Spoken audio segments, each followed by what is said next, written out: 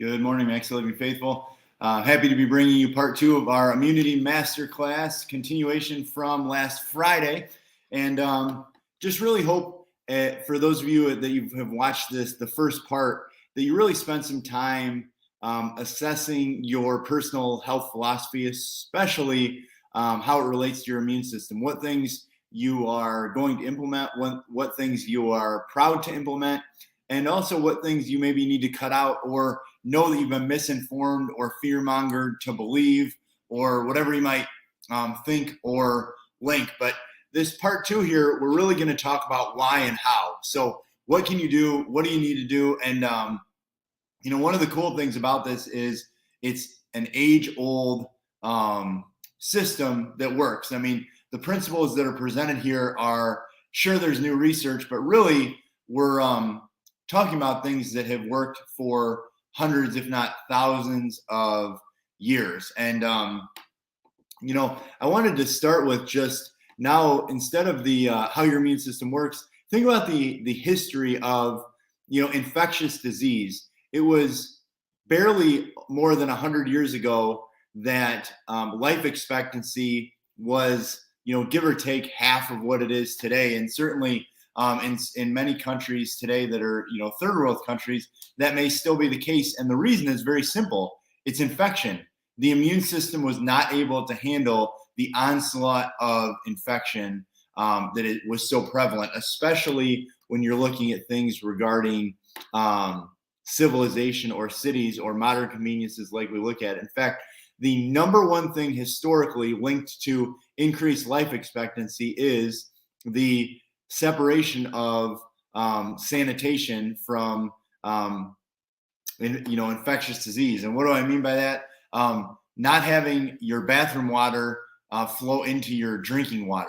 That's just about the most basic.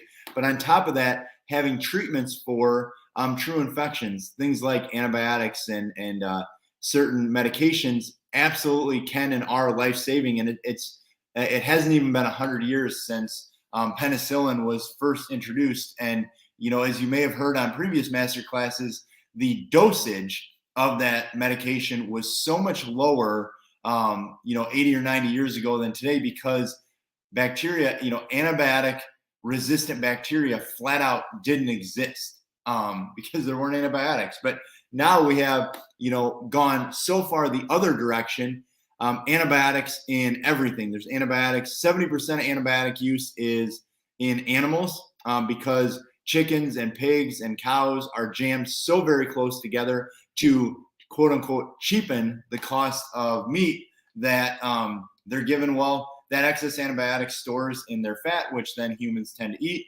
On top of that, antibiotics are given prophylactically when you go to the dental office. They're given for simple pain things like sinus infections. They're even given for ear infections, which are 90% viral. And so we've actually created a lot of the problems on top of, now we believe so strongly in washing your hands, but now it's antibiotic or antibacterial everything, antibacterial soap, antibacterial whatever, hand sanitizer, which again, like we talked about in the last one, just has so many awful side effects that people don't look at. And the common thing or the common response is a fear-based response. Well, I don't want X. I don't want this to happen, or I don't want that to happen.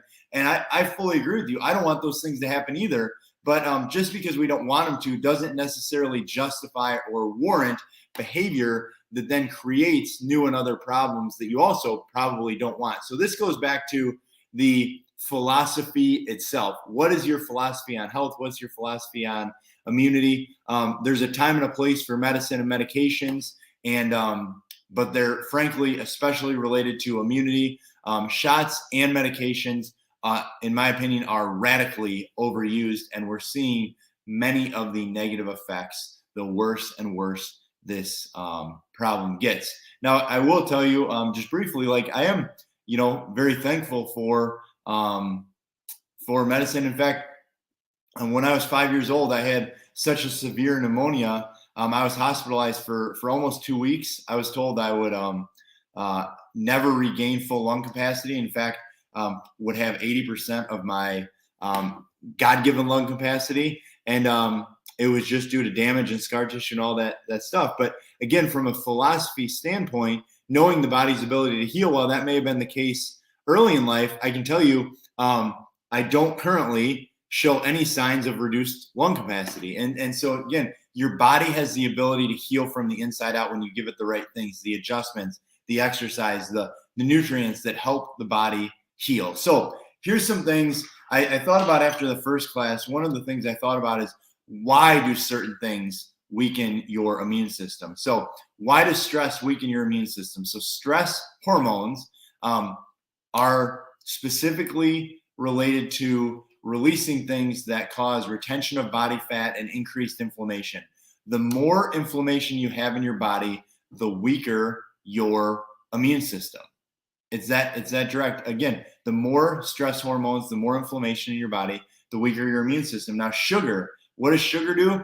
Sugar causes inflammation everywhere. It causes pain in the joints, but also that inflammation in the gut decreases the gut's ability to respond to pathogens. And also, anytime you have a damaging substance come into your body, whether that's a chemical or something like sugar or a bad unhealthy fat, your body has to spend energy to detoxify. It has to spend energy to heal the part of the organ that's damaged. And when your body's spending energy to heal that, you only have so much energy to go around. So the more bad things that you put into your body, the more your body has to focus on healing, the less it can focus on your immune system, which then goes into, why is detoxing so important? Well, if you get those toxins out safely and naturally, your body doesn't have to work as hard to detoxify, or it can lower its overall inflammation load.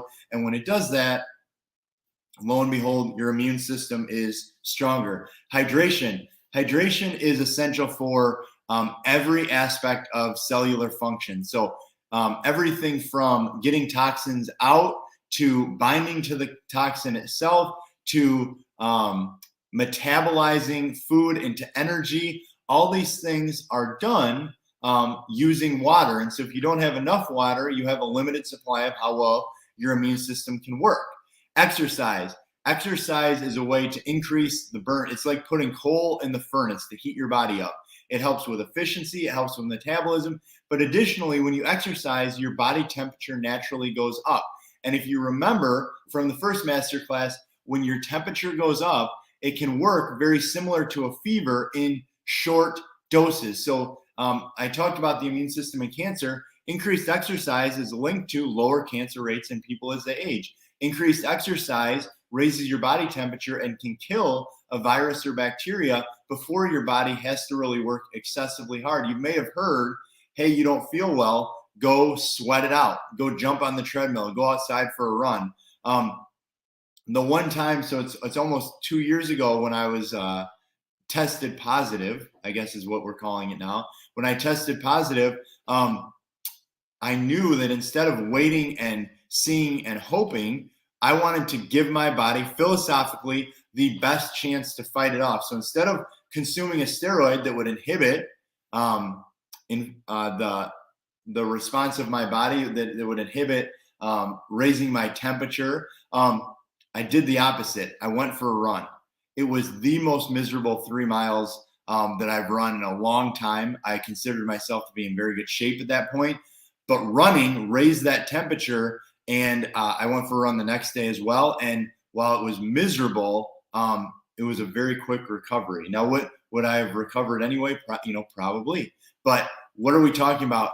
Be a problem solver and a solution finder. Get to the root cause. So last thing I want to talk about, why does sleep? Sleep allows your body to lower your stress hormones. It allows your immune response to work.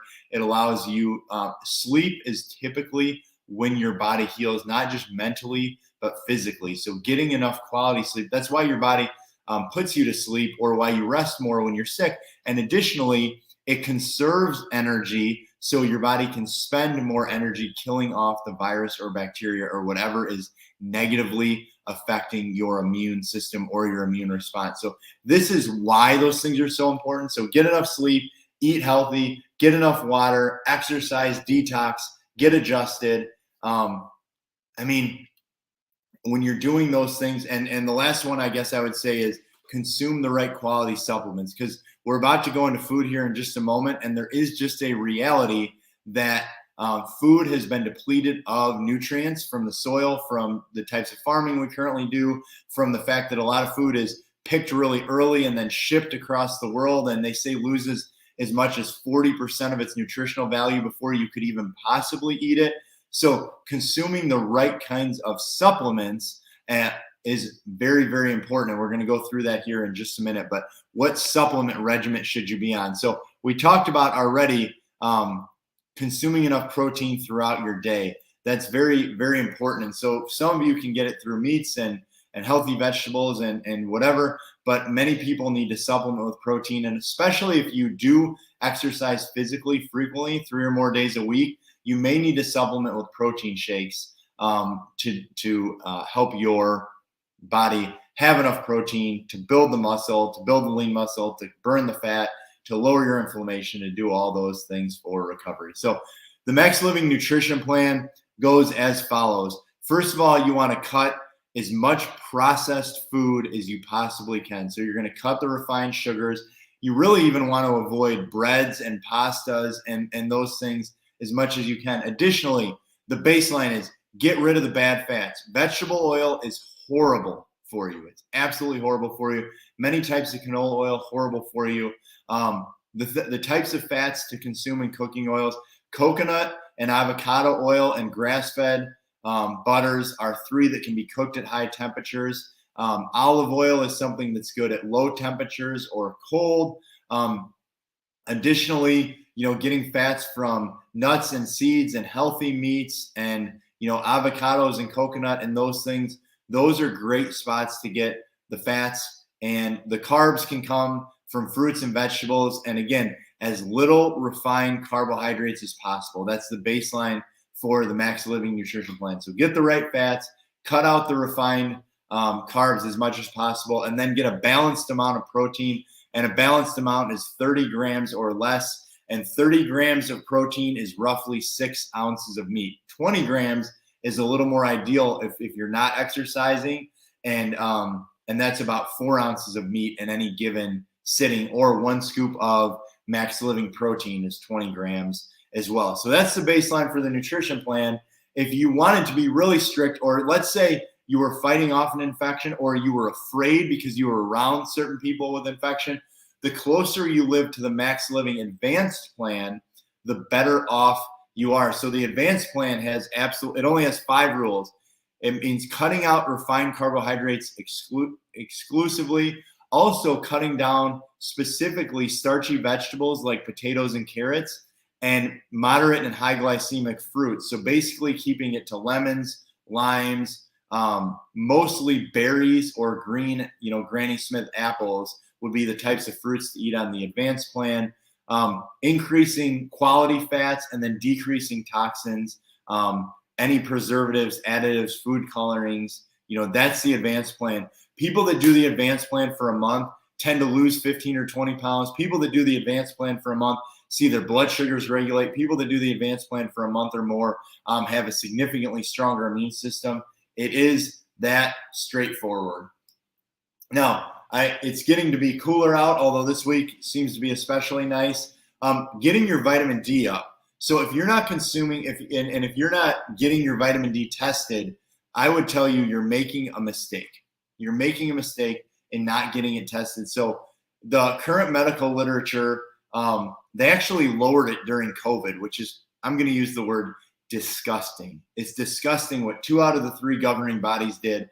Healthy vitamin D levels range from 50 to 100 in your blood work. The previous normal was 70 to 100. During COVID, it was changed by 2 of the 3 governing bodies to 20 to 50, stating that people get too many kidney stones because vitamin D helps absorb calcium. I mean, hello, vitamin D helping absorb calcium is essential for one of the things that affects people as they age, osteoporosis. And osteoporosis is so prevalent because of all the toxins in our society, and specifically all the medication that people consume. Those toxins frequently cause depletion of calcium in the body, on top of the fact that low vitamin D causes you to not be able to absorb it, or poor diet tends to not have it. So vitamin D is best gotten from the sun. So getting outside, especially middle of the day. But if your vitamin D level is not over 50, you should and need to be supplementing with vitamin D. To go into the immune boosting supplements. So a lot of people are aware of this. This has been talked about for, again, 2+ years now. But immune boosting supplements, first of all, vitamin D, vitamin C, and zinc are kind of the baseline that are generally accepted, across the board. My opinion is if you're only going to consume one, I would consume vitamin D. If you're only going to consume two, consume vitamin D and vitamin C. Now, I have a caveat to that in that the baseline, essentially every adult and every child, unless you eat perfectly, needs to be consuming a whole food multivitamin. And so the men or women's multivitamin consumed with food to get all the essential nutrients or a broad spectrum of essential nutrients, everything from, the magnesiums and calciums and minerals, but also vitamin A, vitamin E, vitamin D, vitamin C, vitamin K. Those things are all linked in different ways to the immune system. Vitamin A, which we don't normally think of as an immune boosting vitamin, high doses of vitamin A were linked to success for people fighting COVID. Taking a multivitamin should be a baseline, and taking that multivitamin does have some vitamin D in it, does have some vitamin C, but if you want to raise it, a multivitamin is never going to have a high dose. And so, most adults need to consume between 5,000 and 10,000 units of vitamin D, where the multivitamin has 2,000 units. Vitamin C, again, can be taken especially during seasons where you're feeling exposed or you're feeling like you have ill health. Zinc is something that, in my opinion, you should take only during exposure or fighting off infection, because taking a single mineral over a long enough period of time can cause mineral depletion. So, for instance, if you take a lot of zinc, over time, you can actually develop a deficiency in copper. So, that not having enough copper can cause other issues in the body. So again, taking stuff like zinc can be good, but maybe not something you want to take for 3 years straight. We do have the ability to test for mineral imbalances through our hair test analysis that we do in the office. And if you want to know more about the hair test analysis, set up a nutritional consult with Mackenzie. If you're an active client, the nutritional consult is fully complimentary. It's called an LRQ, a life risk questionnaire. But additionally, that test, the hair test to test your minerals, is only $200. So you can test your minerals, what your mineral imbalances, your heavy metals. I mean, we have so many specific tests that are so valuable. If you want to be specific on your nutrition, you have the ability to do so, and talk about a great way to invest in your health. So again, if you're like, well, hey, I've been taking zinc for a long time, I wonder if I should keep taking it, or hey, I wonder if part of my immune system weakness is due to heavy metal toxicity, we have the ability to test for that. And so schedule that appointment. You can direct message us, email us, or talk to the front desk and have Mackenzie set up a time with you to go through these things. But this is a great opportunity. A couple other things. One of the things I like, especially for people that are in active immune weakness, or, what they call a long hauler, or maybe you have that cough, that you know what I'm talking about. We carry a supplement called IM Support, which is immune support, that has 9 different things in it that are all the things that, your grandmother probably used to help fight infection. It has echinacea, it has elderberry, it has 3 different types of mushrooms that are all shown to boost your immune system. So IM Support is a great adjunct to help strengthen the immune system and help you have a stronger and healthier life and lifestyle, especially going into, if you want to believe it or call it, flu season, COVID season, whatever, going into the holidays, going into the winter. This is a great opportunity to be ahead of it and be proactive. Now, I mentioned, chiropractic, or I mentioned getting adjusted. Why is that so important? Getting adjusted, or having your immune system work. Your immune system is directly controlled by your nerve system. It is directly controlled by your nervous system. So immune function increases when your neurology works better. The closer to 100% function your body functions at, the better you function at. And so, at this point, you've probably heard this study, but I'm just going to repeat 3 quick ones that have been studied in the past. Number 1, when you get adjusted, immediately white blood cell and other immune function activity increases in your bloodstream. They've done studies where they've drawn blood after an adjustment, and they've noticed as much as double the white blood cell activity. They've also done a study in blood serum that they looked at where your interleukin-2, one of your immune system markers, is raised for 36 hours after you get adjusted. They've also done a study, as I mentioned in the first masterclass, where immune system markers are 200% higher in people who get adjusted regularly, specifically on a maintenance schedule for 5 years or more. And for those, depending on when you watch this, the newsletter that quotes that study is going to be coming out in the office on a week from today. So on the 18th of October, if you wanted to see that, we're going to have that in the office, specifically quoting how that works. And if you'd like to look it up and read the entire article. But now, again, next thing to look at, other things that affect your health. So one of the reasons that you may be easier to get sick is lack of fresh air in the home or more chemicals in the home. So things like air fresheners, not essential oil air fresheners, but air fresheners, the cheap ones that blow, that you plug into the outlet, those are horrible for your immune system. Air in your house can be as much as 50 times more toxic than outside air when you don't open your windows on a regular basis. Things you clean with, things that you put in your mouth like toothpaste, deodorant that you put on your body, makeup, all this different stuff, the shampoo and conditioners, these things do seriously affect your immune system. What you put on your body and what you put in your body has a direct thing. So I talked about the environmental working group, ewg.org. That is a great way to check your house. I talked about antibacterial soap. We are going to spend a little bit of time today talking about the pros and cons of vaccination. And keep in mind that I believe in very strongly people's right to choose. You should take the best information that you have, best information possible, and then make the best decision for you. But keep in mind, trusting your doctor is only given one side, and they're also the studies that are done are paid for by the same companies that tend to benefit financially. Some things that you may not know about vaccinations. First of all, vaccine companies are not liable if you're injured. Each year, millions and millions and millions of dollars are paid out in vaccine injuries, but it's done through a vaccine court through taxation, going all the way back to the 1980s.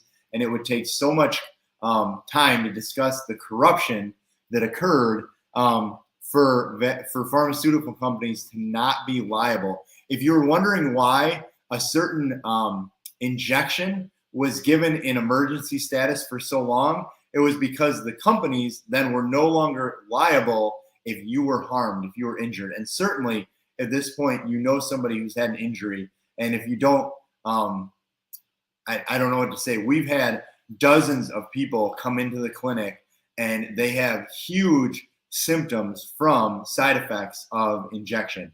I'm not saying that you can't find that the risks or the benefits outweigh the risks, but in my opinion, in most, if not all cases, the risks outweigh the benefits. And so some things to know about what's in it. First of all, I mentioned on the last masterclass that it is a weakened or dead version of the virus or bacteria. Now, why is that important?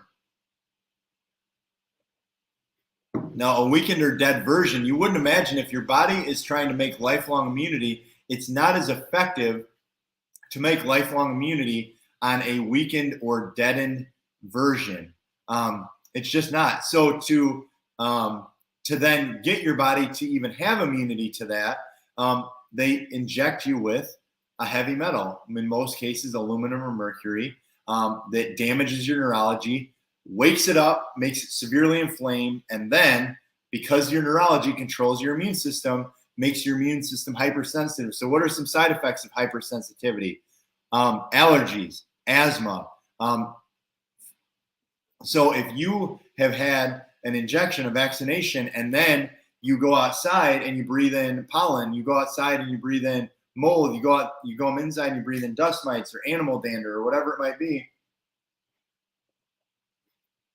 your immune system may treat that because it's your nerve system's so inflamed, it may start to treat it as an allergy. So there's give or take a 400% increase in the likelihood of allergies and asthma with full vaccination. Again, that might not deter you. That might make you say, I still think the risks or the benefits outweigh the risks. Now, another thing to look at for many of them is which ones are life-saving, because unfortunately, a lot of the ones that are currently being given are not life-saving interventions.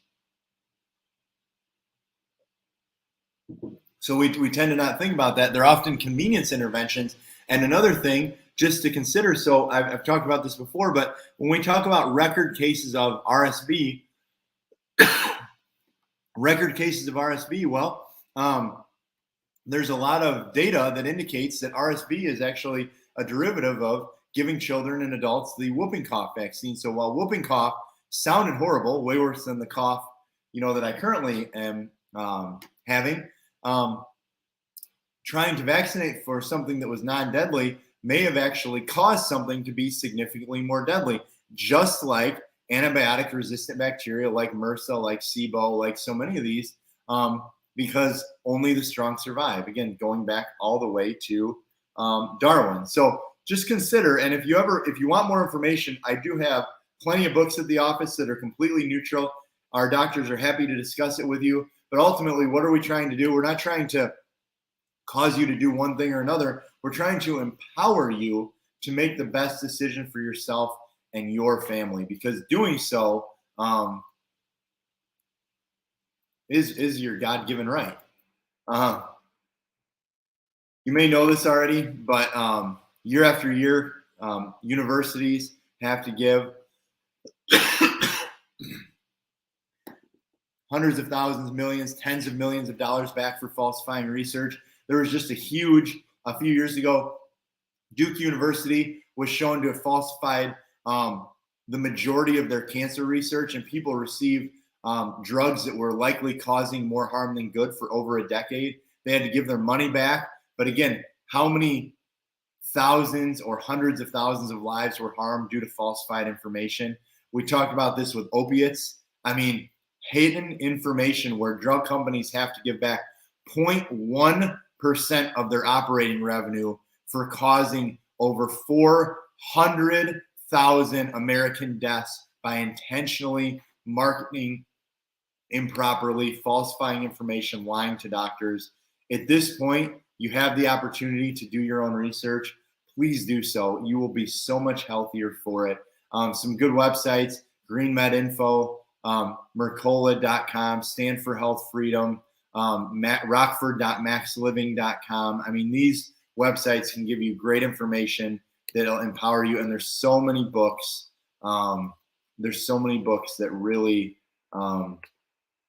can really help with where you're trying to go. And we can really recommend a lot of these. So to summarize here, think about what action steps are you going to take? What is your personal philosophy on the immune system? How are you going to keep yourself and your family safe? Are you going to be somebody who is fearless because they've built an incredibly strong immune system? Their habits have built an incredibly strong immune system. Living in fear and expecting other people to live in fear instead of taking action is a horrible, horrible way to live.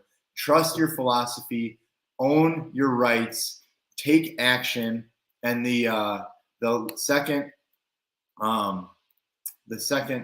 whatever we're calling it, mystery word is matters. The second mystery word is matters. Set a goal, work backwards, and live your absolute best life. Get some extra adjustments this winter. Eat healthy. Avoid short sleep. Make sure you exercise. Minimize your alcohol and sugar content. You're going to do so incredibly well by trusting the principles that have lasted for thousands of years. Have a very blessed day.